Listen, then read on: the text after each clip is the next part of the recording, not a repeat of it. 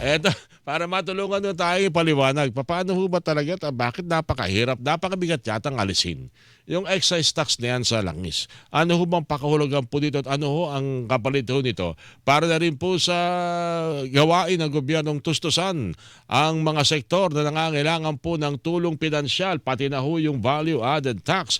Nasa ating pong linya para ipaliwanag yan, Assistant Secretary, Revenue Operations Group ng Department of Finance, DOF, ASEC, Assistant Secretary Nina Asuncion. ASEC Nina, magandang umaga po sa inyo, ma'am. Maraming salamat sa pagtanggap sa aming tawag na ito, attorney. Attorney tuloy. ASEC, good morning po. Ah, yes. Tama naman po. Ako din po ay isang attorney. Ay, Good ganun morning pa. po, Sir Orly. Magandang umaga po sa inyong lahat na nakikinig po sa itong palatuntunan po na ito. Magandang umaga. Salamat naman at tinulungan niyo po kung maiwas, no. Attorney rin naman pala kayo. Attorney, kasi Yes, yes, yes. ASEC lagi ko naririnig na parang kaya nga inaprubahan ng Kamara yung ng Kongreso Special Power para kung dapat alisin ang excess tax at VAT, gawin na yan ng gobyerno lalo ng napakataas ng presyo per barrel ng krudo. Ang inalis lang ay yung excise tax sa LPG at sa kerosene na ginagamit ng karamihan sa ating mga kababayan lalo na sa pagluluto sa tahanan o yung may mga karinderya turo-turo. Pero bakit napakabigat na alisin ang excise tax, pati po ang VAT, sa ilang produktong petrolo tulad ng diesel at ng gasoline, Asay? Yes.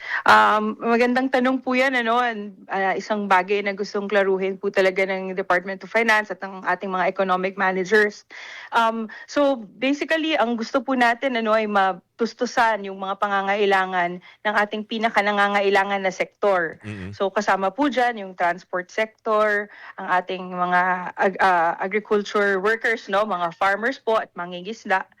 Of course, gusto din natin magbigay dun sa mga tahanan na hindi po yung kita po nila ay hindi po sapat, no, para matustusan po yung kanilang daily na pangangailangan. So sa amin po sa economic managers ang napagdesisyonan po ng ating presidente, no, is to remove or hindi po muna mag-impose ng excise tax sa kerosene at sa LPG. Suspension. Ito po muna yung unang ilinabas po ng ating presidente base sa rekomendasyon ng ating mga economic managers dahil sa nakikita po natin kung ano man po yung ating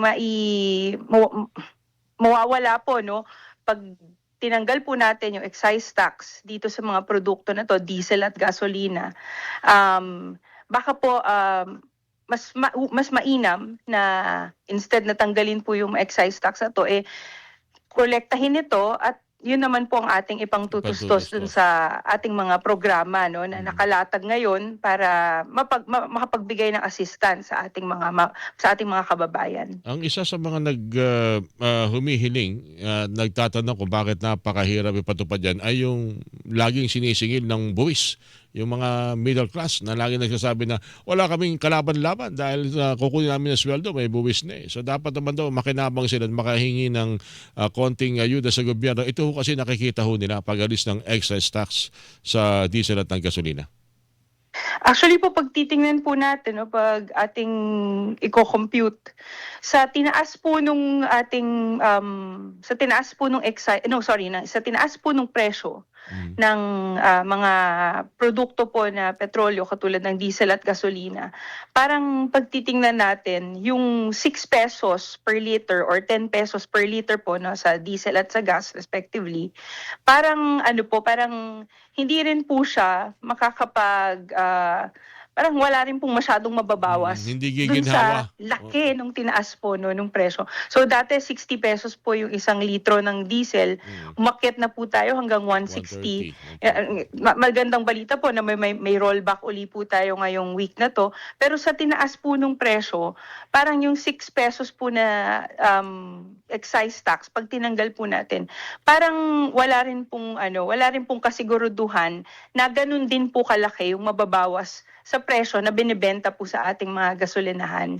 So, of course, yung excise tax po, if I can explain, nandun po yan sa level ng manufacturer at importer nung produkto po, no, ng petrolyo na ito, ng mga ito. Pagka pinasok po nila yan, pag yung importer, pag pinasok po Ng produkto sa sa bansa. Pilipinas, o yung produkto na to sa Pilipinas, na-impose na po siya ng excise tax. So hindi rin po natin sigurado kung pag tinanggal po natin yung excise tax dun sa sa importer, aabot yan dun sa final consumer ng product na po na ito.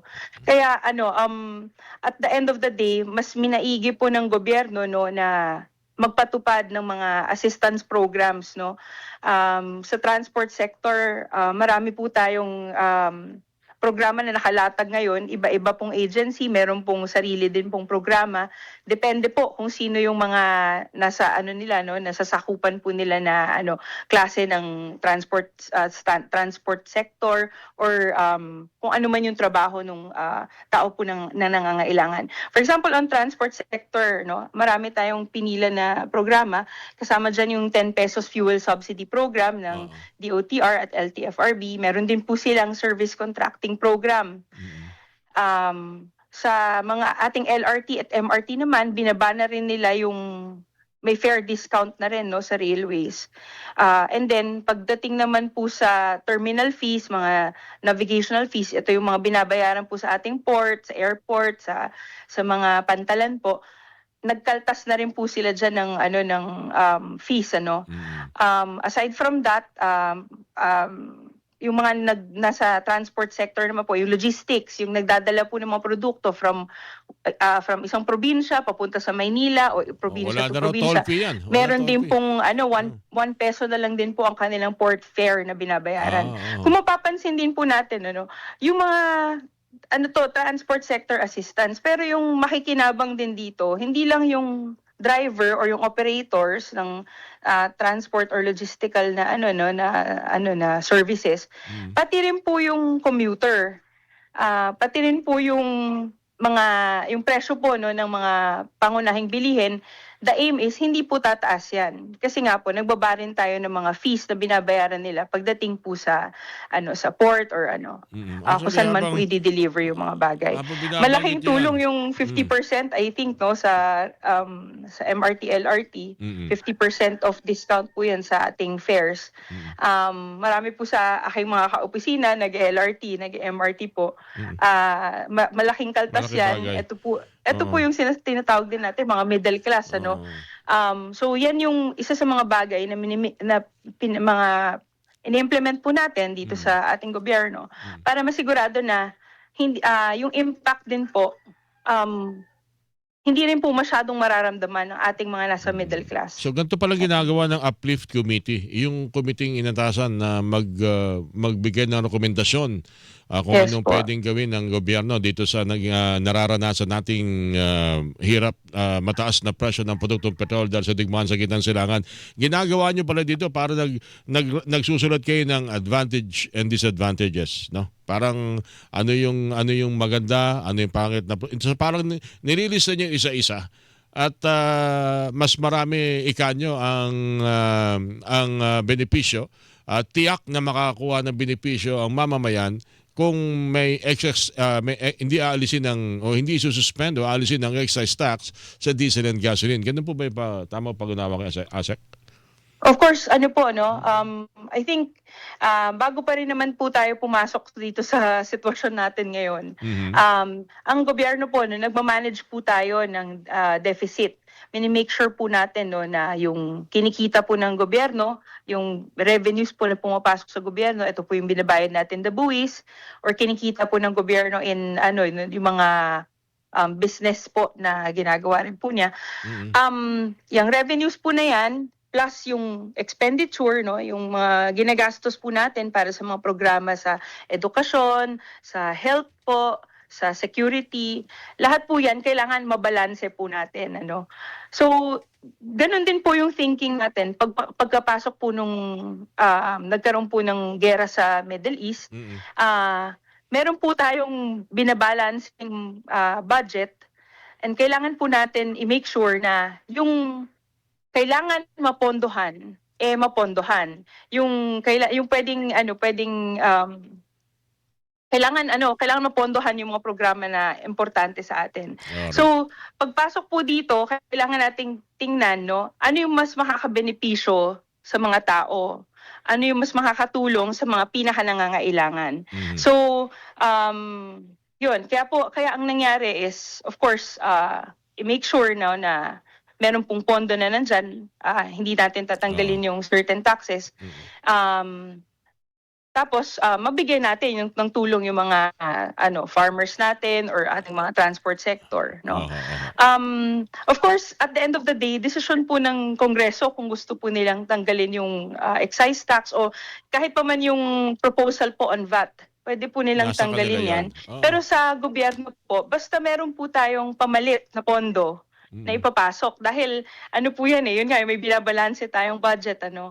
So, yun yung kailangan nating tingnan dito. Pag tinanggal po natin yung excise tax on gasoline and diesel, ano po yung pwede nating ipalit, no, na source of revenue?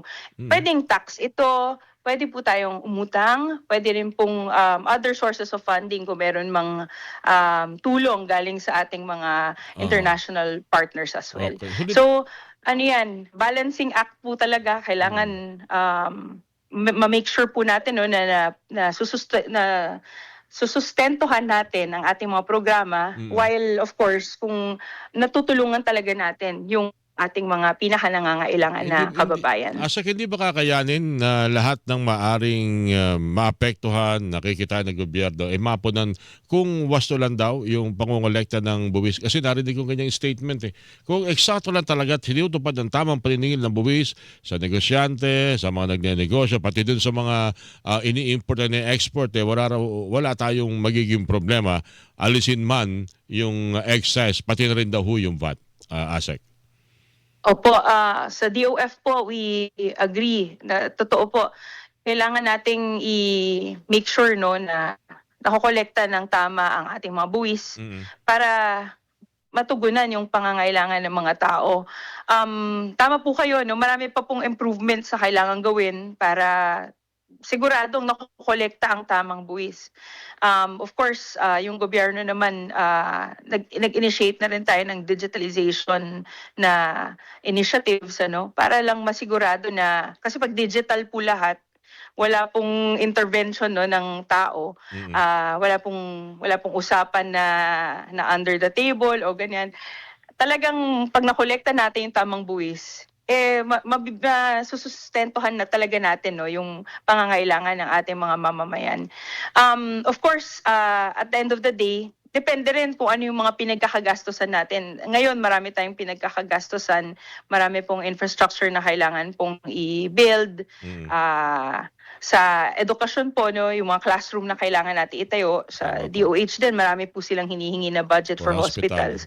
So, at the end of the day, pagka nagawa na rin po ang mga ito, yung pondo na nakalagak pang paggawa ng mga ito, no, pwede na nating sa mga susunod po na budget cycle, pwede na po nating ilagak sa iba pa pong programa para matugunan talaga yung mga pangangailangan ng mga Pilipino po. Alright. Naku, mahalaga yung mga impormasyon binabanggit ninyo. May mga nagtatanong ho dito, kaya lang hindi ho kayo ang palagay kayo dapat sumagot.